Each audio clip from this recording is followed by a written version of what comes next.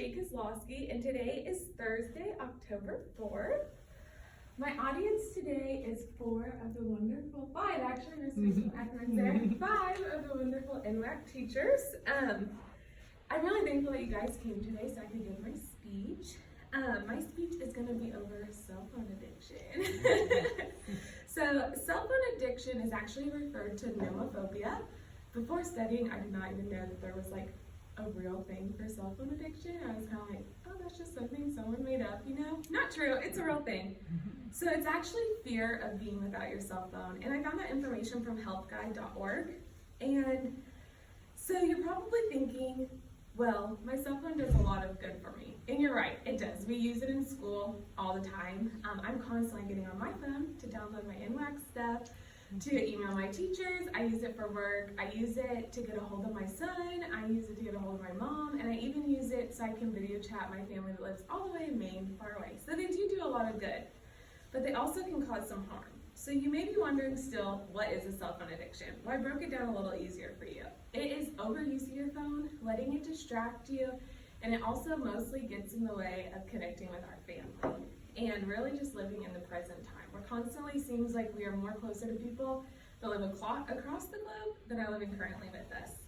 So let me paint a picture for you. First, you're asleep in your room. You're sleeping really hard. All of a sudden you have to wake up, you have to go to the bathroom. It's 2 o'clock in the morning. So the first thing you do is grab your phone. What time is it? And then you find yourself pushing the fun little Facebook icon. You scroll Facebook for 5 minutes and then your body reminds you, oh my goodness, I have to go to the bathroom again. So you go to the bathroom and then you come back in and your plan is to lay your head on your pillow and go to sleep, right? Well, that's not what we do. Most of the time we have a tendency of picking up our cell phone again. Next thing you know it, you're now awake at 3 o'clock. You're still scrolling on Facebook. When really, we should be getting our rest. According to Dr. Greenfield, the director for the Center of Internet and Technology Addiction, 10 to 12% of Americans are literally addicted to their cell phone. It takes over their entire life. They cannot do anything but be on their phone. He also states that 90% of Americans still abuse their cell phones. So according to the American Addiction Resources, 71% of us fall asleep with our cell phone in our hands or by your head.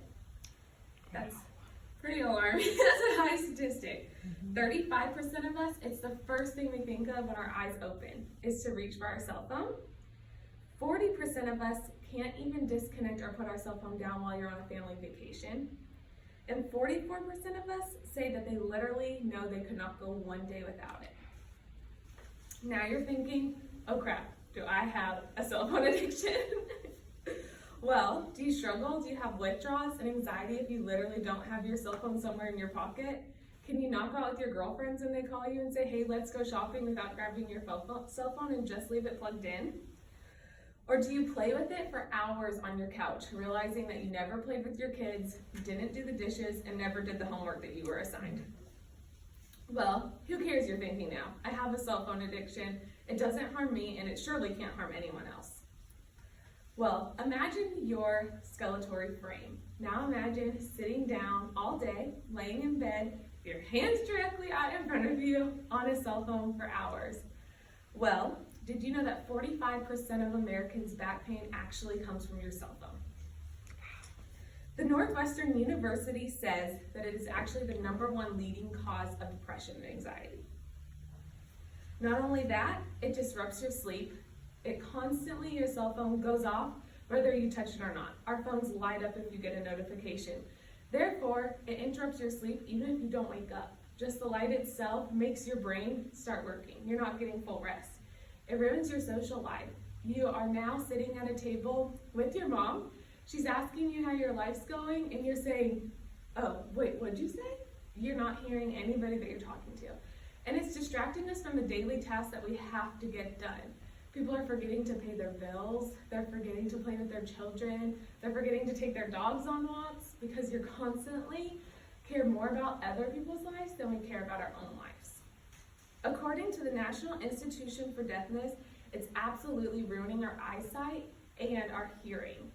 It is actually ruining the retina in your eye because of the red light. Not only that, 26 million Americans today suffer from hearing loss due to the plugs that you're plugging in your ears from your cell phone. To conclude what we're all wondering, how can you fix your addiction? Well, according to the health guide, we must recognize something to change it. So first, do you do any of those things? Do you find yourself wandering on your cell phone? Set time away from your cell phone. Have times of the day where you just simply put your cell phone up. Never bring your cell phone to bed with you. Have a plug-in station somewhere besides your bedroom. And lastly, if you struggle with Instagram or Facebook like I do, set a time limit on it if you can, or simply just delete the app. It is much more personal just to send a picture of your child than to share it for millions of people to see it anyways. So lastly, I just want to say thank you to all